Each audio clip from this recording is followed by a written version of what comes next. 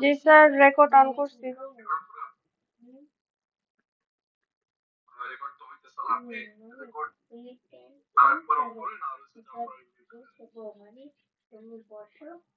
Sir আমি তো OBS দিয়ে রেকর্ড করতেছি।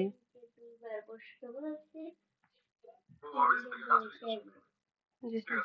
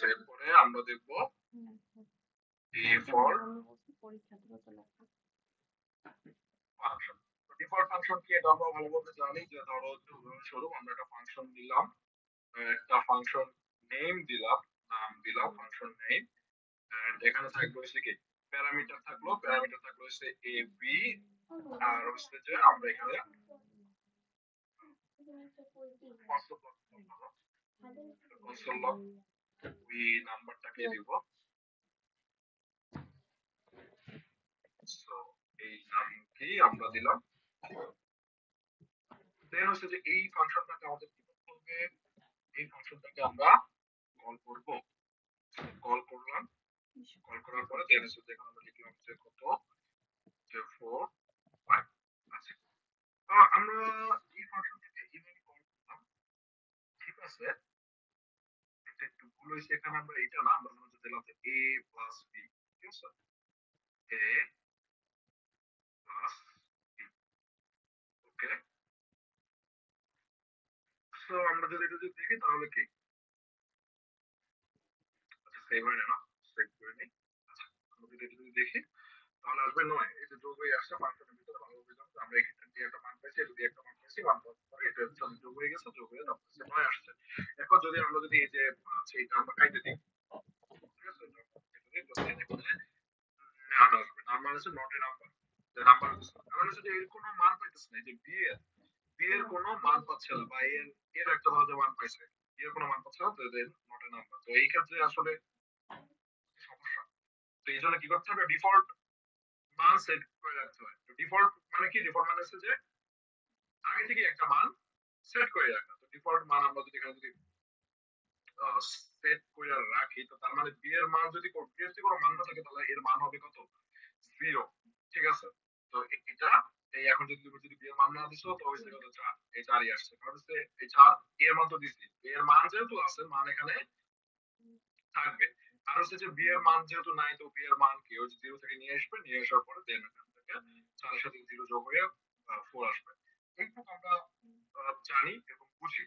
তো if you want you can use any number from default. তো তোমরা ডিফল্টে তোমরা যদি চাও যে কোনো নাম্বার ইউজ করতে পারো, দেন এই যে এখানে কিন্তু যেভাবে আসতেছে একটু ক্লিয়ার, এটাও কারণ ভালোভাবে বুঝতে পারছি যে ডিফল্ট নাম্বারটা আসলে কি, ঠিক আছে।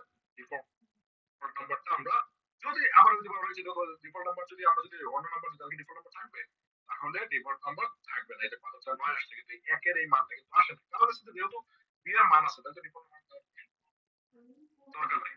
তো ডিফল্ট ফাংশন আমরা কি হবে, কি ডিফল্ট ফাংশন না ডিফল্ট প্যারামিটার, ঠিক আছে।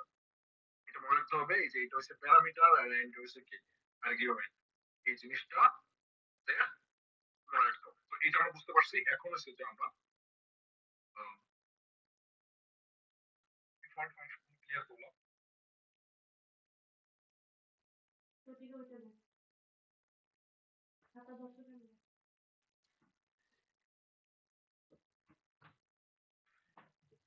এরপরে আমরা যাবো হচ্ছে টেমপ্লেট স্ট্রিং। এগুলো কিন্তু আমরা কিন্তু প্রত্যেকটা বিষয় কিন্তু আমরা ভালোভাবে জানি, কিন্তু আজকে আমরা এগুলো সবাই প্র্যাকটিস করবো।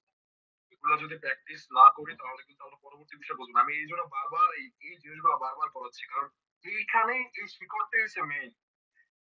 তুমি অনেক কিছু বানাইতে পারবা, অনেক ওয়েবসাইট বানাইতে পারবা, অনেক ধরনের ফাংশন তুমি বানাইতে পারবা, কোনো ধরনের সমস্যা নেই। মেইন প্রবলেমটা হচ্ছে যে প্রোগ্রামিং এর যে গোড়াটাই মানুষজন না বুঝে প্রোগ্রাম বানায়। দেখে দেখে তারা বানায় হয়, ঠিক আছে। কিন্তু যখন তোমার অফিসে যদি কাজ দেয়, তখন তুমি এটা কোনো অফিসে জয়েন করছো, তো সেখানে যদি তোমাকে যদি কাজ দিয়ে বলতে এটা এটা বানাও, তখন তো তোমার তো এটা আগে থেকে দেখাই লাগবে না যে এই ওয়েবসাইটটা বানাও। তো তখন তুমি ধরা গেছো। এই জন্য হচ্ছে যে আগে তুমি বেসিকটা খুব ভালো মতো জানো। এই বেসিক গুলো কেন, এই বেসিক গুলো শিখতে অনেক কেনা লাগে, অনেক খারাপ লাগে। মানে এই বেসিক যে স্টোর থাকে সে জীবনে কোথাও আসবে না, ঠিক আছে। তো টেমপ্লেট স্ট্রিং আমরা জানবো।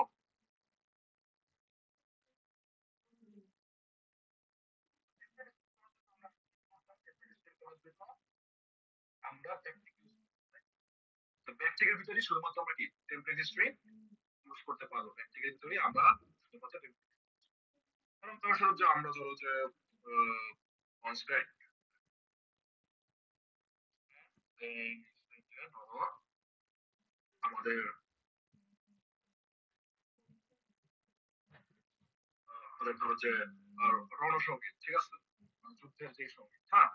তো আমরা এখানে লিখতে পারি কি, যে ওয়ার অ্যান্থেম, মানে যুদ্ধের যে সঙ্গীত রণসঙ্গীত আমাদের।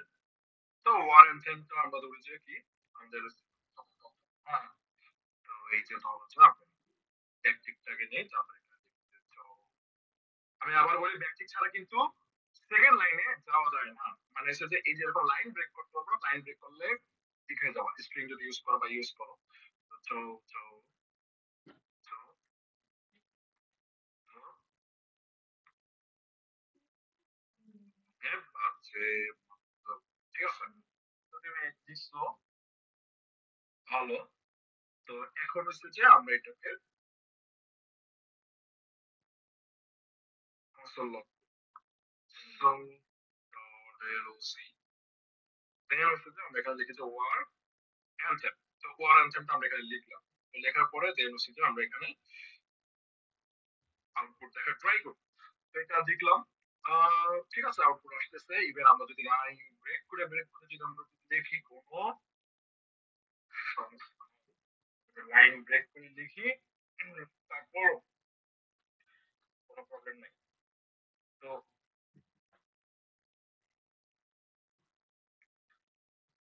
এখন এটা বুঝলাম যে হ্যাঁ ঠিক আছে, যে আমাদের ব্যাকটিক ইউজ করা উচিত, ব্যাকটিকের মাধ্যমে আমরা এরকম এরকম ভাবে এই করতে পারি। যাক ভালো। তো এখন ধর হচ্ছে এই যে তোমার যে এই যে গান, ঠিক আছে, এই যে গানটা কিন্তু অনেক বিশাল, হ্যাঁ অনেক বড়। তো এখন চাচ্ছ যে এটা ধরো যে কয়েকটা স্ট্রিং এর ভিতরে আছে।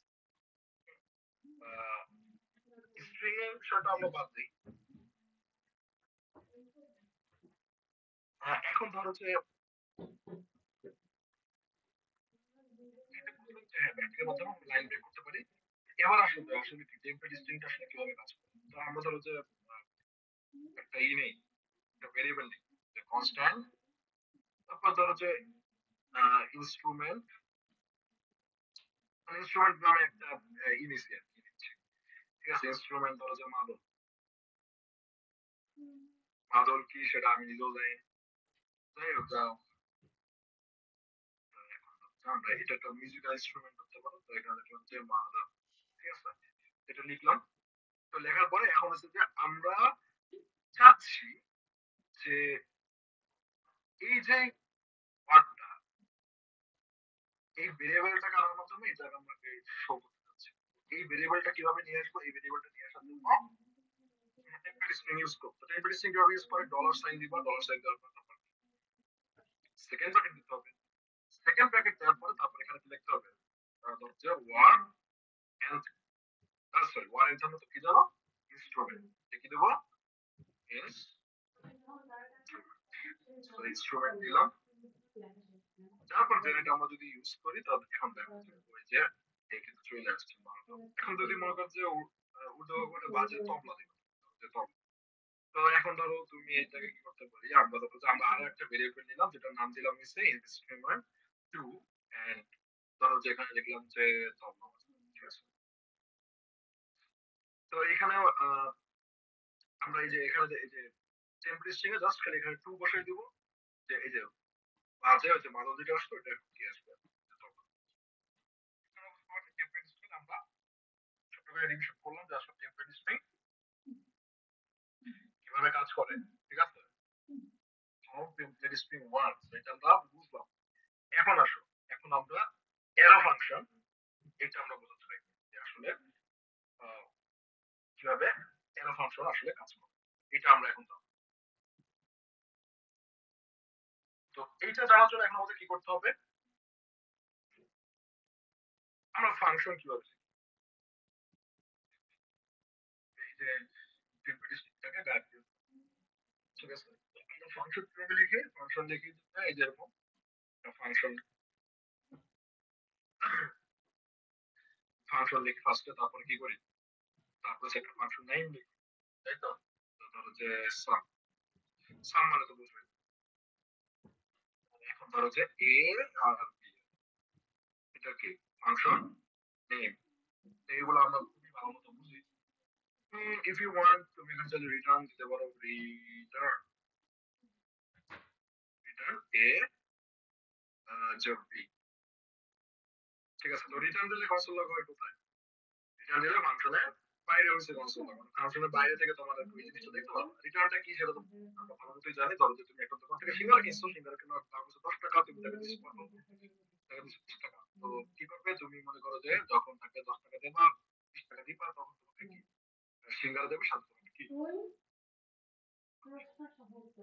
10 টাকাও ফেরত দিবে। তো এই ব্যাপারটা হচ্ছে কি রিটার্ন, ঠিক আছে, এই ব্যাপারটা হচ্ছে রিটার্ন। তো এই রিটার্নটা এখানে দেখতেছি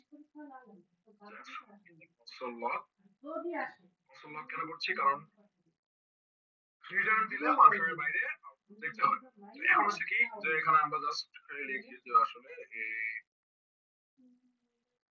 আমরা একটা এর মান দেই যে 3 4, ঠিক আছে, এরকম কিছু একটা দেই। বাট মান তো দিলে হবে না, এখানে কি করতে হবে, ওই যে কল করবে কিভাবে, যে তো কিভাবে কল করবা, ঠিক আছে, এই যে কল করলাম, কল করে তারপর দিলাম, দেওয়ার পরে যে লেখা চাও দেখো চলে আসে। এইভাবে আমরা হচ্ছে একটা সিম্পল ফাংশন কি আগে লিখতে হবে, কনসোলটা গায়েব করি। এই জিনিসগুলো আসলে আমার মনে হয় না কিছু আছে, এগুলো তোমরা নিজেরা ভালো পারো।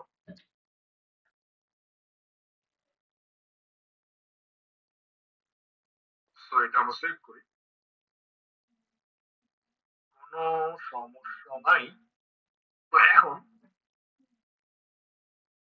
এখন এইটাকে আমরা সংক্ষেপে লিখতে পারি, ঠিক আছে, সংক্ষেপে। ধরো যে এখানে যদি আমরা দেখতাম, আমরা এখানে একটা ভেরিয়েবল লিখতাম, তাই না? তো ধরো যে একটা ভেরিয়েবল লিখতাম যে কনস্ট্যান্ট, তারপর যেখানে লিখতাম যে সাম লিখতাম।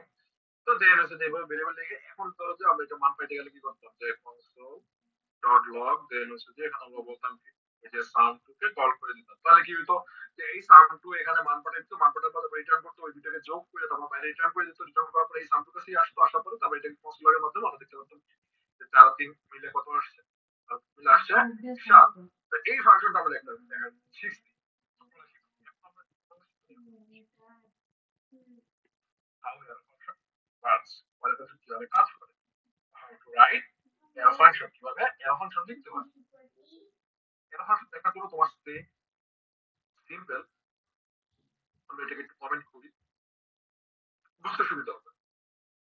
সো error function না, ফার্স্টে তোমাকে একটা ভেরিয়েবল ডিক্লেয়ার করতে হবে। তো আমরা ধরো যে ভেরিয়েবল ডিক্লেয়ার করলাম, তো এখানে ধরো যে আমরা চাইলে ওই যে ভেরিয়েবলটা নেম দিলাম, নেম দেওয়ার পর এরপর হচ্ছে কি, এরপর হচ্ছে আমরা দুইটা প্যারামিটার দিতে পারি সেকেন্ড ব্র্যাকেটের ভিতরে।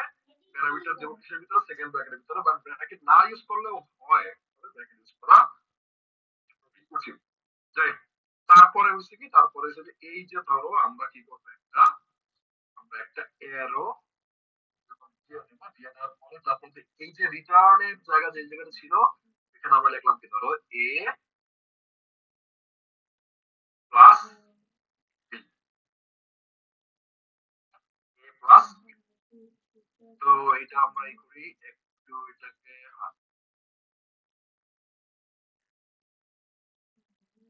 আচ্ছা, ও,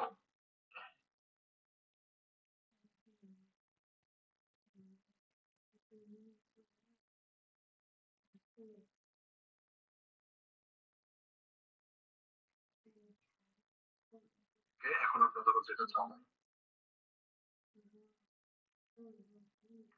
যে কনসোল ডট লগ, দেন হচ্ছে যে ওই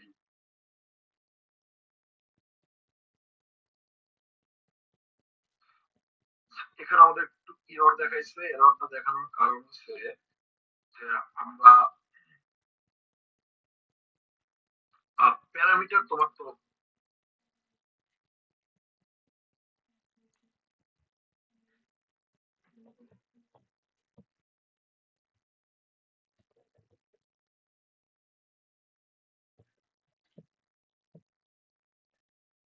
তো এটা মান কেন আমাদের আসে না, মান আসে না বিকজ আমরা তো কল করি নাই ফাংশনটাকে, কি আমরা কি কল করছি, না আমরা কিন্তু ফাংশনটাকে কল করি নাই।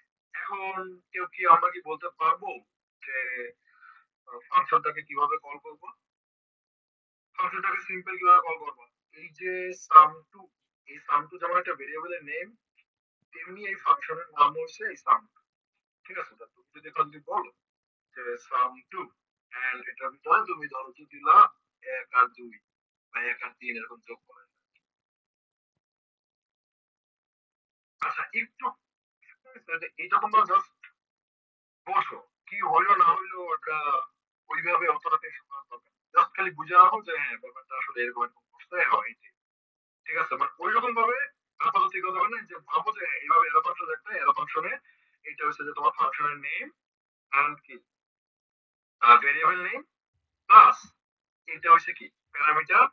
হ্যাঁ, আর এটা হচ্ছে কি রিটার্ন। এটা হচ্ছে রিটার্নের পরে যে লেখাটা থাকে, এই যে রিটার্নের পরে যে লেখাটা থাকে এটা হচ্ছে রিটার্নের পরে এই যে জিনিসটা জাস্ট খালি আমরা বুঝে আমরা কিন্তু এর ফাংশন এর আগে অনেক লিখছি, জাস্ট খালি এটা আপাতত এই পর্যন্ত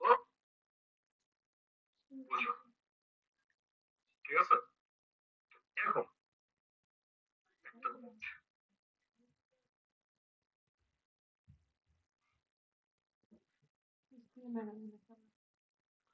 তো এখন চিন্তা করতে পারো যে আমাদের তো রিটার্ন ছাড়া বা অনেকগুলো লাইন অনেক সময় থাকতে পারে, তো সেক্ষেত্রে আমাদের ক্ষেত্রে আসলে আমাদের করণীয় হচ্ছে যে এখানে মানুষ দেখা হচ্ছে যে এরকম তুমি লেখলা, তো লেখার পরে এখন হচ্ছে না আমি চাচ্ছি যে রিটার্নটা আমি হিসেবে ভিতরে লিখবো। ওইটা লেখার সিস্টেম হচ্ছে যে এখানে তুমি সেকেন্ড ব্র্যাকেট, ঠিক আছে? তো সেকেন্ড ব্র্যাকেট নেওয়ার পরে তারপর হচ্ছে কি তারপর তুমি এখানে দেখো যে রিটার্ন রিটার্ন সাম দিয়ে দিই।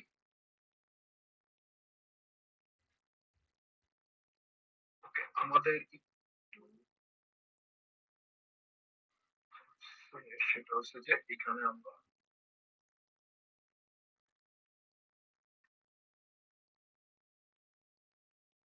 এখানে আমরা ফার্স্ট ব্র্যাকেট ইউজ করবো, এখানে আবার সেকেন্ড ব্র্যাকেট ইউজ করে ফেলেছি, যার কারণে লাল নীলটা একটু বেশি দেখাচ্ছে। আমরা যদি চাই যে না আমরা রিটার্ন কি করবো, রিটার্নটা করার জন্য তোমরা এখানে কি করতে হবে, এটা প্লাস বি নাও, মানে যদি লিখতে চাও তাহলে হচ্ছে যে এখন যদি তুমি এটা যদি চালাও, চালানো কেমনে, কারণ তুমি এটাকে কলই করো নাই, কল করার সিস্টেম হচ্ছে কি হচ্ছে সাম টু, ঠিক আছে? সাম টু উইকে ডান, ওকে কি করবো দুটা মান দিয়ে দেবো যে 2 3 দিলাম মান, 2 3 মান দিয়ে দিলাম। দেওয়ার পরে এখন তুমি যদি চালাও যে ফাংশনের নামটা চলে আসছে যে হ্যাঁ এটা একটা ফাংশনের নাম, তো জাস্ট খালি তোমরা এটা ওইভাবে এইভাবে জাস্ট খালি বোঝো যে হ্যাঁ এটা এইভাবে হয়েছে যে, এবং আমরা যদি এক্সট্রা লাইন লিখতে চাচ্ছি তাহলে অ্যারো ফাংশনে কি করতে হবে, অ্যারো ফাংশনে আমাদের অ্যারো ফাংশনের ভিতরে সেকেন্ড ব্র্যাকেটের মাধ্যমে তারপর আমরা এক্সট্রা লেখা লিখতে পারবো। যদি সেকেন্ড ব্র্যাকেট না দিই তাহলে শুধুমাত্র কি রিটার্নের পরে, রিটার্নের পরে যে লেখাটা থাকবে ওই লেখাটাই কি কাউন্ট হবে, এছাড়া আর কোনো কিছুই কি হবে না, কাউন্ট হবে না। যদি আমরা এক্সট্রা লিখতে চাই তাহলে কি আমরা এইভাবে এইভাবে করবো।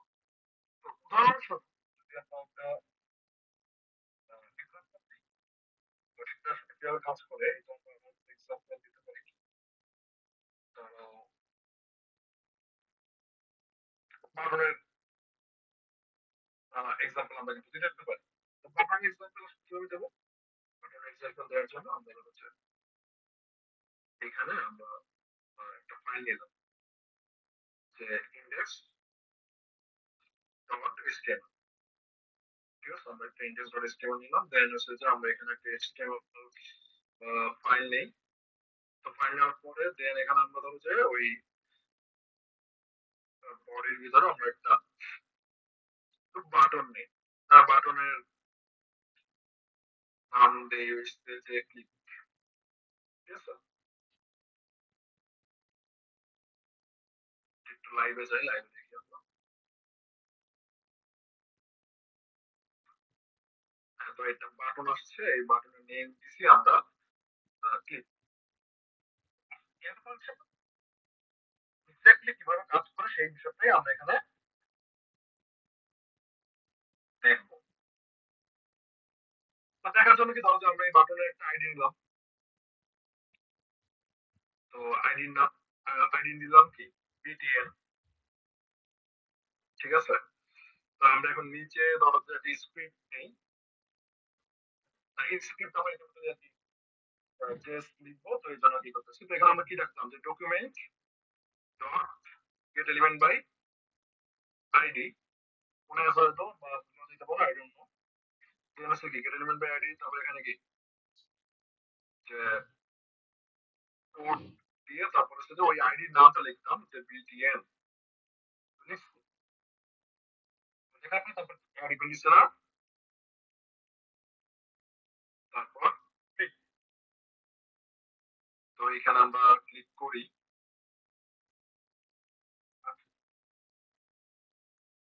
তো এখানে আমরা কিভাবে লিখতাম যে ফাংশন, ঠিক আছে, তো এইভাবে যে লিখতাম যে কি, যে ফাংশন, দেন আমাদের একটা অ্যানোনিমাস ফাংশন থাকতো। অ্যানোনিমাস মানে অ্যানোনিমাস ফাংশন মানে ওই ফাংশনে কোনো নাম দিতাম না, ইভেন্ট দিলাম ভিতরে প্যারামিটার। দেন হচ্ছে যে আমাদের একটা সেকেন্ড ব্র্যাকেট থাকতো, তারপর হচ্ছে যে ওই সেকেন্ড ব্র্যাকেটের ভিতরে আমরা কনসোল লগ ইভেন্টই করতাম, যে কনসোল ডট লগ দেন হচ্ছে যে ইভেন্ট। তো এখন যদি আমরা যদি যাই, আমরা যদি একটু ই করি, দেন আমরা কনসোলের ভিতরে যদি যাই, তো তখন যদি এটা আমরা ক্লিক করি, দেখো ইভেন্ট গুলো কিন্তু চলে আসছে। এখানে যে আমরা কি কত কাহিনী করছি, ফাংশন রে ডাকছি টাকছি না, তো এইটাকে আমরা না রাখা ছাড়াও আমরা করতে পারি এর ফাংশনের মাধ্যমে। তো সেই এর ফাংশন কিভাবে লেখা হইতো, হয়তো অনেক ওই সময় ভেরিয়েবল দিতে, বাট তুমি ভেরিয়েবল না দেওয়া ছাড়াও জাস্ট খালি এই প্যারামিটারটা দিলে ফার্স্ট ব্র্যাকেটে প্যারামিটার দেওয়ার পরে দেন হচ্ছে যে আহ, ওই ইকুয়াল সাইন এন্ড এরোটা তুমি দিয়ে দাও। তো এটা যদি তুমি যদি দাও, তাহলে কি এটা এরো ফাংশন হয়ে গেল, এখানে আমার ফাংশন লেখা লাগতেছে না, জাস্ট খালি এরকম আমরা লিখলাম সেম, সেম টু সেম। এই যে দেখো সেম টু সেম ওইরকম ইভেন্ট চলে আসছে। তো এরকম আমরা কিভাবে লিখবো এটা কিন্তু আমরা কিন্তু বুঝছি, যে আমরা কিভাবে লিখবো, যে হয়তো বা যদি ভেরিয়েবল ডিক্লেয়ার করা ইটস ফাইন, সমস্যা না, ভেরিয়েবল একটা ফাংশন এবং ভেরিয়েবল দুই হিসাবেই কাজ করবে। তবে যদি ভেরিয়েবল যদি না দাও, যে জাস্ট খালি প্যারামিটার অ্যারো আর তারপরে ফাংশনের ভিতরে যদি অনেক কিছু থাকে, তাহলে তো একটা সেকেন্ড ব্র্যাকেট দেওয়া লাগবে। আর যদি রিটার্ন জাস্ট খালি রিটার্নের কিছু থাকে, তাহলে সেকেন্ড ব্র্যাকেট দেওয়া লাগবে না, রিটার্নের ভিতরে যা থাকবে ওগুলো লিখে হয়ে যাচ্ছে।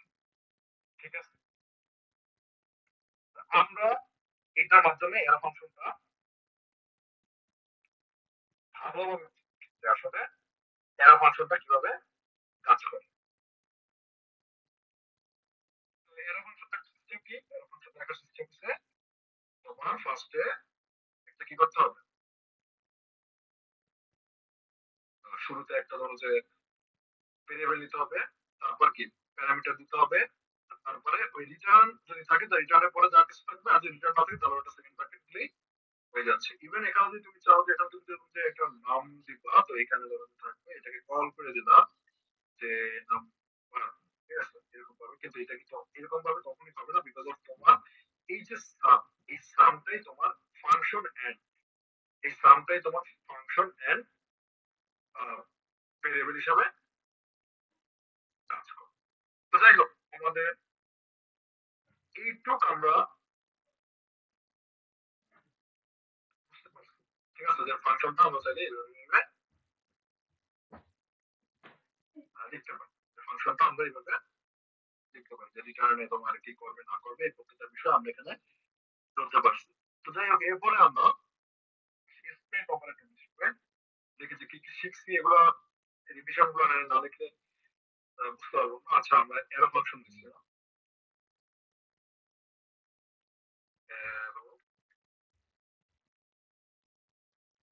ফাংশন, এরো ফাংশনের বিস্তারিত ক্লাস আমাদের ইসে আছে, তোমার কি বলে,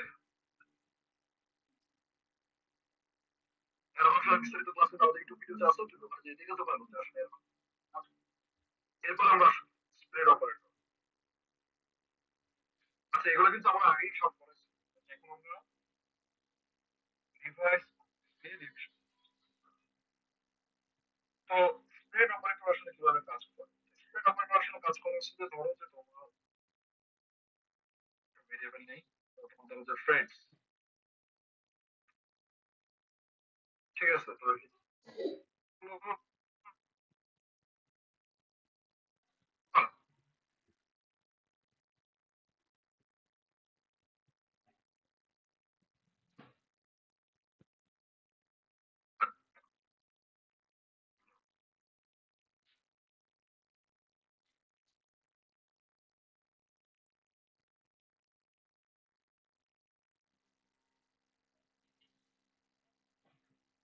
শেয়ারিং, ঠিক আছে? তো এই ফ্রেন্ডস গুলো থাকলো।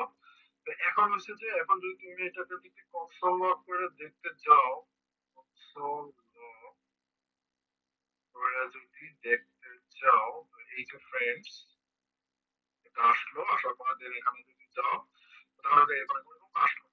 তো এখন দেখো যে যদি একটা এর ভিতরে আসছে, তুমি এই মানটা এর ভিতরে চাচ্ছ না, তুমি এই মানটা চাচ্ছ মানটা আসবে ইন্ডিভিজুয়াল অর্ডিনারি। এই এর ভিতরে তো মানে কি প্রত্যেকটা একটা বাক্স বন্দি আছে, ইন্ডিভিজুয়াল তার কিভাবে আসবে তুমি এখানে সুন্দর মতো দেয়া ওই ভেরিয়েবলের আগে তিনটা ডট দিয়ে দাও। তিনটা ডট যদি দাও দেন হচ্ছে কি এর সরে যাবে এবং এই ইন্ডিভিজুয়ালি ওই ব্যালেন্স গুলা কি ইন্ডিভিজুয়াল ওই ব্যালেন্স গুলা আসতে থাকবে। তো এটা হচ্ছে আসলে বিষয় যে আসলে কিভাবে কিভাবে গিভেন গিভেন এই যে এইখানে ধরো এখানে কি করতে পারো, যেখানে তুমি এখানে একটা নতুন ফ্রেন্ডস এড হবে, ধরো 10 টা, ঠিক আছে? তো নিউ ফ্রেন্ডস আসলো, নিউ ফ্রেন্ডস এখন আমরা ধরো কি করবো যে নিউ ফ্রেন্ড আসলো যে ধরো ইরিন, ঠিক আছে? নিউ ফ্রেন্ড আসলো, তো এখন এখানে আমরা যদি লিখতাম যে ফ্রেন্ডস, তো এটা আমরা ই করি এন্ড এখানে আমরা ভেরিয়েবলটা দেখতে পাবো নিউ ফ্রেন্ডের ভিতরে কারা কারা আছে, নিউ ফ্রেন্ডস। এখানে আমাদের কি প্রবলেমটা, এখানে দেখো যে আসলে এই যে ইরিন আসার পরে আবার আরো একটা এরা নিছে এবং এরা নেওয়ার পর তারপরে এই কাজ করছে। আমি তো এই এরা গুলো পাচ্ছি মাথায়, তখন সিম্পল কি করতে হবে, স্প্রেড অপারেটর ইউজ করতে হবে। স্প্রেড অপারেটর হচ্ছে এখানে যদি ডট এটা ডট ডট দেবা দেবা যাই দাও, দেওয়ার পরে দেন হচ্ছে তুমি এখানে জাস্ট মানটা দেখাচ্ছে দাও এবং এখানে মান দেখতে পাবে। তো এই স্প্রেড অপারেটর কিন্তু কিভাবে কখন ইউজ করবে এই বিষয়গুলো কিন্তু আমরা ভালোভাবে বুঝতে পারছি, ঠিক আছে? এখন যদি এখানে যদি লাইক সংখ্যা থাকতো, তাহলে এখানে আছে যে 5, 30, 26, 29 এরকম সংখ্যা আছে, হ্যাঁ? এখন হচ্ছে যে আমার টার্গেট হচ্ছে যে এই অ্যারের ভিতরে, এই অ্যারের ভিতরে সর্বোচ্চ সংখ্যা কোনটা এটা আমি বের করব। সর্বোচ্চ সংখ্যা কোনটা, তাহলে সর্বোচ্চ সংখ্যা বের করার জন্য আমরা শিখছিলাম কি ছোটবেলায় যে ম্যাথ ম্যাথ ম্যাক্স, মনে আছে? মনে না থাকলে মনে করে নাও, সমস্যা নেই। তো ম্যাথ ম্যাক্স, ম্যাথ ম্যাক্স থাকতো এবং ম্যাক্সের মাধ্যমে কি আমরা ওই যে এটাকে ধরতাম। তো ফ্রেন্ডস সেভ করি।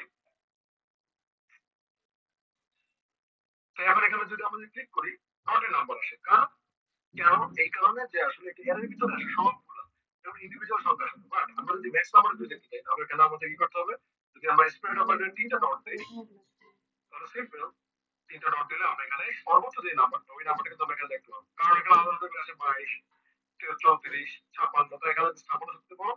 এখন যদি আমরা যদি এখানে ম্যাথ মিনিমাম যদি দেখি, ম্যাথ মিনিমাম দেন হচ্ছে কি আমরা যদি ক্লিক করি তাহলে এখানে দেখবো সব সর্বনিম্ন হচ্ছে যত সংখ্যা সেটা কিন্তু এখানে চলে আসবে। তো এখানে ম্যাথ ম্যাক্স শিখাই দিচ্ছি, ঠিক আছে? আমি আবার বলি যদি কোনো সমস্যা থাকে লাগতেছে আমাকে বলবা, ঠিক আছে? যে কোথাও কোনো ঝামেলা আছে কি। এখন এখন আমরা একটু অ্যাডভান্স জিনিস শিখবো, সেটা হচ্ছে ডিস্ট্রাকচার, ঠিক আছে? বা ডিস্ট্রাকচার যেটাই বলি, ডিস্ট্রাকচারিং বা ডিস্ট্রাকচার এটা কিভাবে কি করবো না করবো এই জিনিসগুলো আমরা এখন দেখবো।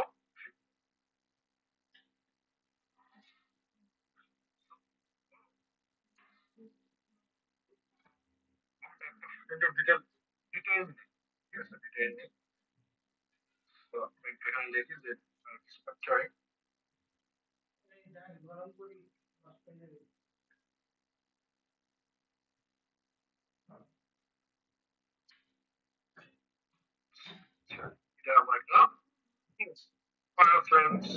ডিটেলস নেই F I N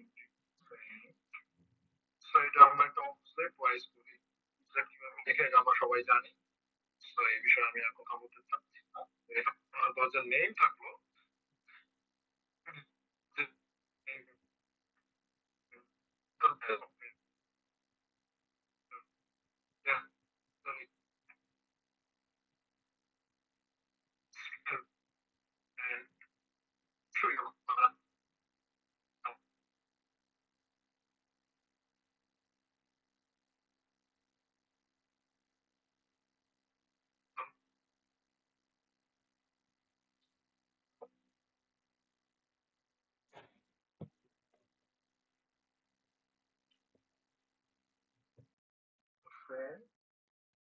dot result তো আমরা এখানে রেজাল্ট দিলাম যে ধরো যে 5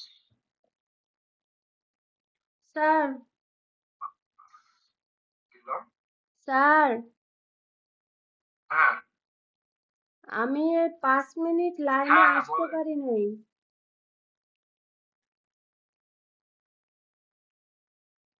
বুঝি নাকি নেটে প্রবলেম ছিল, এর জন্য 3-4 বার জুমের মিটিং এ ঢুকছি, আবার বের হয়ে গেছে অটো। 5 মিনিট যাবত ইসে অ্যাড হইতে পারি না ভিডিওতে।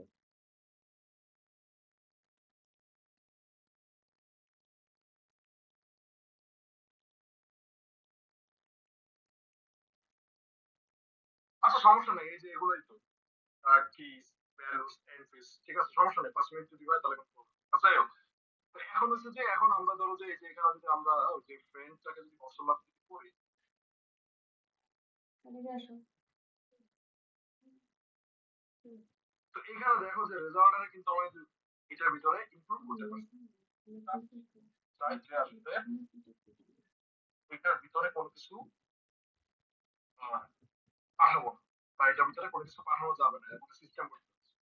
ওই সিস্টেমটা কিভাবে করবো ওই সিস্টেম করার সিস্টেমটা হচ্ছে এখানে লিখবো যে অবজেক্ট ডট সিল দেন দেন এখানে যদি দেখো যে ফ্রেন্ডের ভিতরে আর অন্য কিছু তুমি পাঠাইতে পারবা না রেজাল্ট বা অন্য কিছু পাঠাইতে পারবা না। আমি এখানে দেখো যে ফ্রেন্ড রেজাল্ট পাঠাইছি কিন্তু এই জিনিসগুলো তুমি পাঠাইতে পারবা না তো এখানে দেখো যে আমার ওই যে পাঠাইছি কিন্তু রেজাল্ট কিন্তু রেজাল্টটা কিন্তু এখানে শো করে না বিকজ আমি সিল করছি ঠিক আছে অন্য কোনো কিছু আমি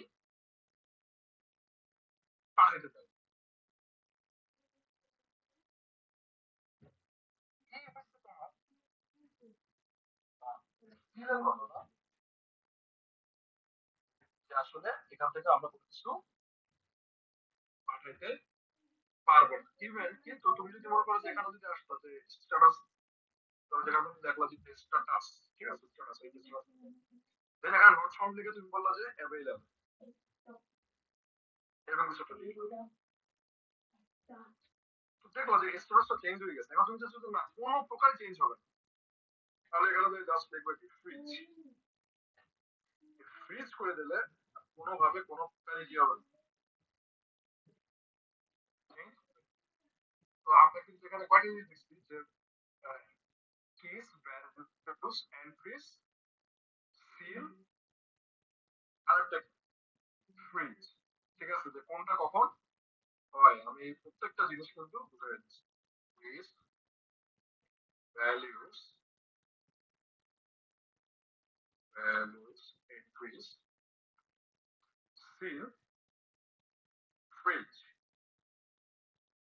সো প্রত্যেকটা বিষয় কিন্তু দেখানো কমপ্লিট এরপরে আসো যে অবজেক্ট এবং অ্যারের ভিতরে একটা জিনিস মাথায় রাখতে হবে যে অবজেক্টের ভিতরে আসলে অবজেক্টের ভিতরে যদি তুমি লুপ চালাতে চাও তাহলে সেটা হবে ফর